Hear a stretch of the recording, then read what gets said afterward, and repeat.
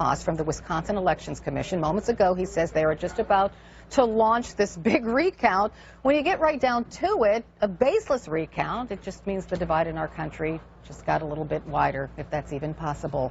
With me now to talk about this is Angela Rye, CNN political commentator and former executive director of the Congressional Black Caucus, and Jeffrey Lord, CNN political commentator and former Reagan White House political director. Welcome to both of you.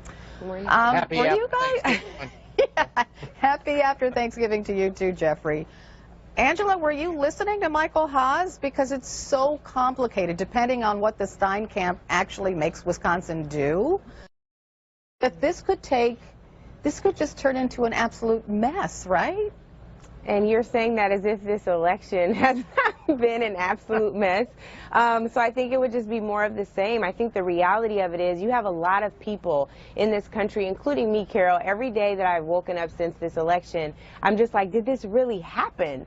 And then when you see things like Donald Trump tweeting about the validity of election results, you're just going, okay, well, if he thinks that there's voter fraud in states that have strict voter ID laws on the books, in states where they have some basic ID form on the books and they don't have any ID requirement, clearly voter suppression measures that have been implemented by the Republican Party don't work. If he thinks that there could be fraud, so then why not recount? The reality of it is you have a candidate who is ahead in the popular vote by over 2.2 million votes at this point.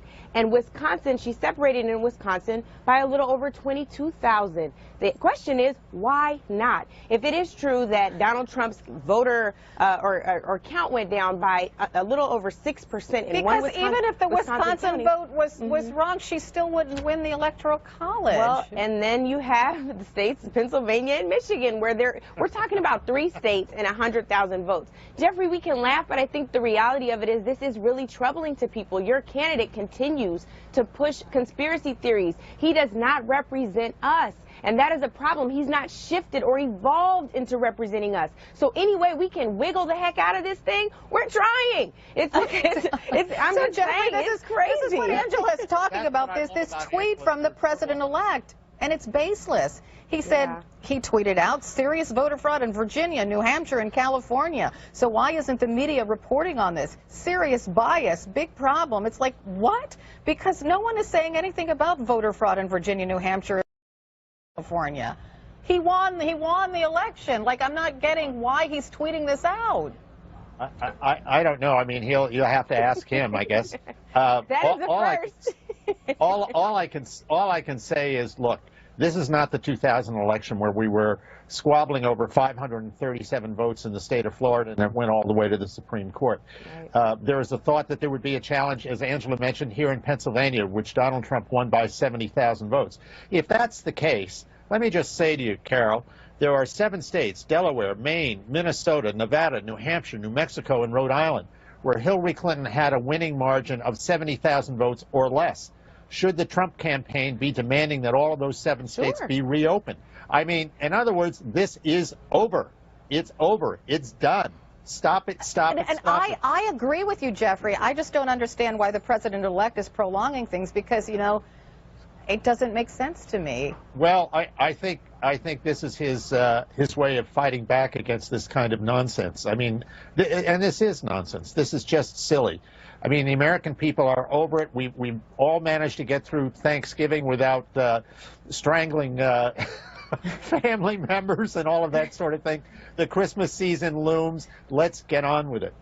So Angela, why don't we just get on? What is Stein won? I don't even understand that because she can't possibly win. It wasn't like she was a big Hillary Clinton supporter, you know, during the election campaign, because she wasn't. So what is her game here? So I think it's really simple. I think that she sees that there are doubts in the minds of American voters, whether they were Green Party, Libertarians, or Democrats or Republicans, and she is trying to soothe the fears and the concerns of some of the people by asking for a recount. If Donald Trump won fair and square, what harm does it do? I agree with Jeffrey. If he thinks that there's grounds for a recount in some of the other states, then do it. He's alleging voter fraud in some of these states, again, across the spectrum on whether or not voter ID is on the books or not. So if he thinks that fraud exists and that is allegedly the base right, for Republicans pushing forth these suppressive measures, then why not do it? I think one of the things that we have not talked about enough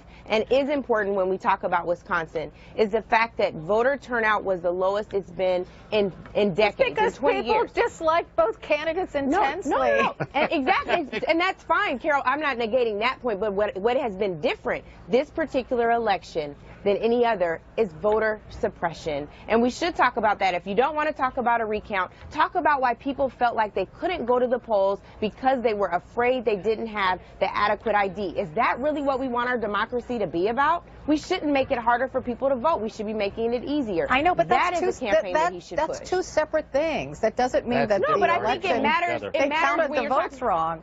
No, but I'm saying it matters if you're talking about why she could have lost Wisconsin if she really did. If the 22,000 votes remain in Trump's favor and his lead grows, then what happened? And I'm telling you, this is another theory that we've not talked about as much instead of pushing the whole recount effort.